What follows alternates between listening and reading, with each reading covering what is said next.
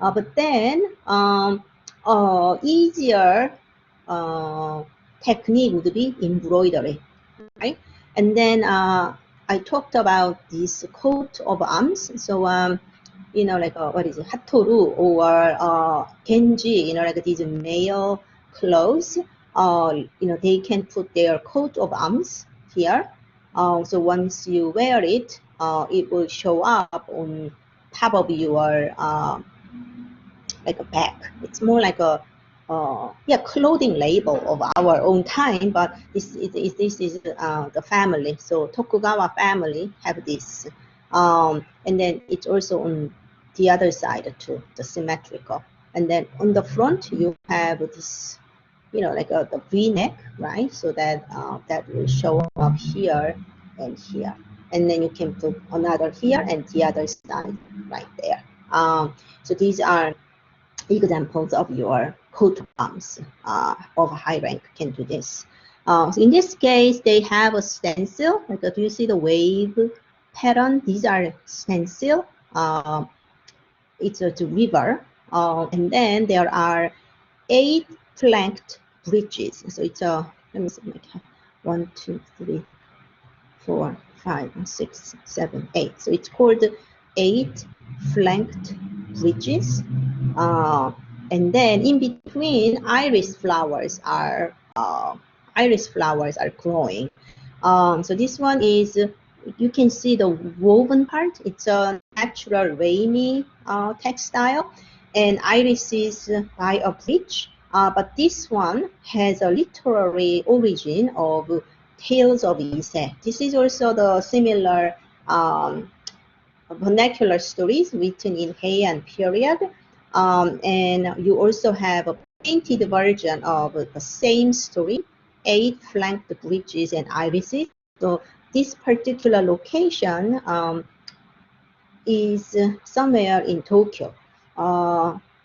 And this one is a painting, like it's a double painting. It's painted by Ogata Korin. So people already know the motif of 8 flanked bridge. When Ogata Korin visualized it with his own way, so it's a gold screen painting with colorful iris flowers. That's what he did.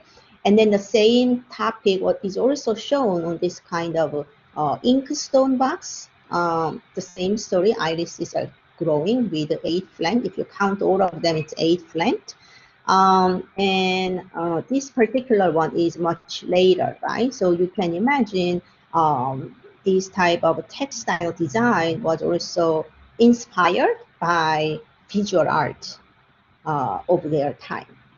You have screen paintings, or you have decorative boxes in lacquer, or some of you used that oribe. Oribe is like a hanging ornament for the dress in Japanese of Japanese clothing, and oribe also has like some decorations on the top, and in it you can imagine irises or the bridges are painted over. So why is this motif is very popular? It's about missing somebody. It's like a love between husband and wife. So there is a man, like a narrative, like a voice of a narrator, and he is a merchant. So he constantly leaves home and go to another city and then come back. So what did he say? Alisa, can you read this? Yeah, the composition and boldly abstract rendering of one of the most popular episodes in the 10th century literature classics, the Owl's Mono... Oh, that part? Sorry. Ise. It's called Ise. Okay. Ise. Ise. Do you want me to read just that bottom part that you highlighted? Yes. Okay, it says, I have a beloved wife, familiar as the skirts of a well-worn robe, and so this distant journeying fills my heart with grief. So how do you feel, Alisa, when you read this? I think that's like very like, it's like sad, but like in like, but it's like also shows like a lot of love. Like you feel the love within it. Right. You know, for example, where do you feel your mother's love? But people usually say from the food, right? But some people say, you know, like my mother's bathrobe, right? It has like my mother's smell, right? Like also when you are a child, you all had your either, you know, favorite blanket or pillow or teddy bear, right? Like you know that sentiment, right?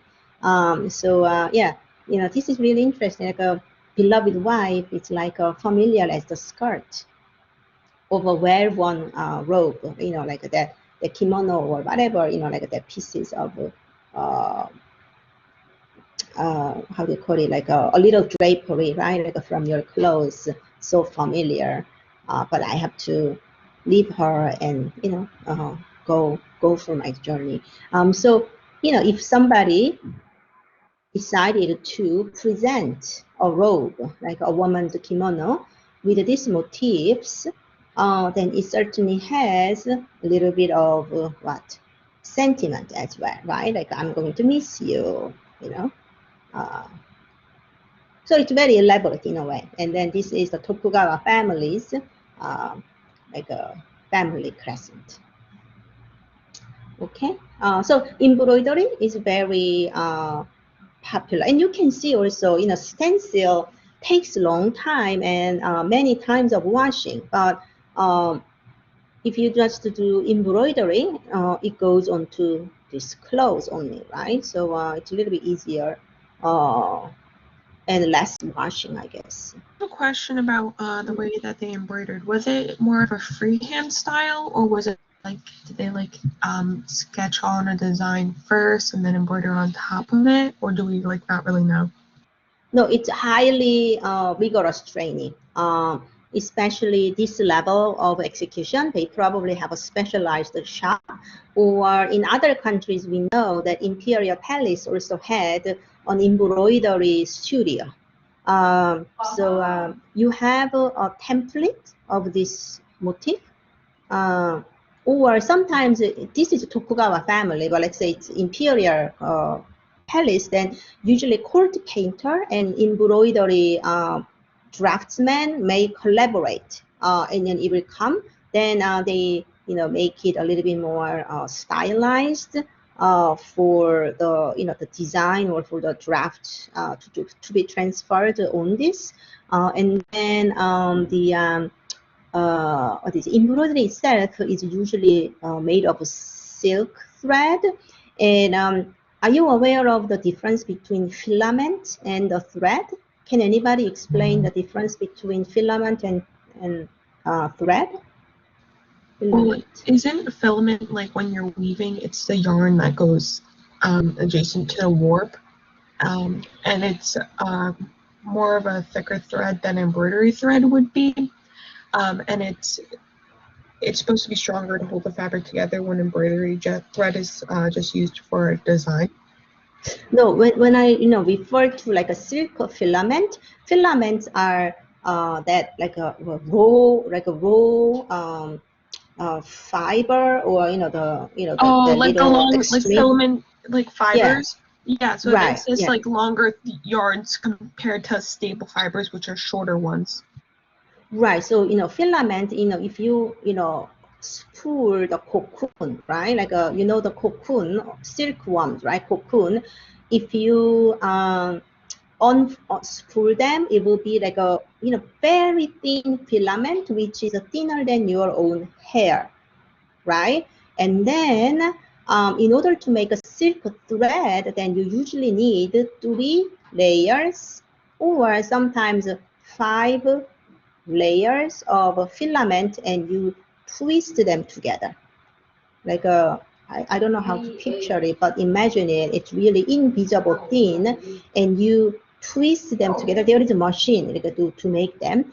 And otherwise, the filament is too thin, almost invisible, so it's not productive in order to weave. So you make a thread. So once you make the silk thread, then you can weave them. Like you can weave them just like, oh, you know, weft and warp, like you can weave them. So you don't use the raw silk filament. That is just a raw ingredient. It's like you have a flour. Even though you have a flour, it does not become bread or cake. You see what I'm saying? Like you need a spongy cake, in order to make or lavish cake, right? So that is that kind of meaning. So you need the spongy sheet. That's more like making, you need a thread by combining 3 to 5 filaments together. So what I want to say is the silk thread that's used for embroidery is the raw silk thread, very thin. So if you make 3 combined together, then maybe the the thickness of your fine hair, like a single strand of hair. And then sometimes for silk embroidery, you can combine 2, 3 threads together because you want to make a little bit of texture. Or if you just want to work on a very thin outline, then you may use just a single, like a strain of thread. So it's hard. I know the the executioner of this. It's extremely hard. I don't know how they can actually see them and put them through the needle here. Over many years of experience, I guess. So embroidery, or you can do the dyeing.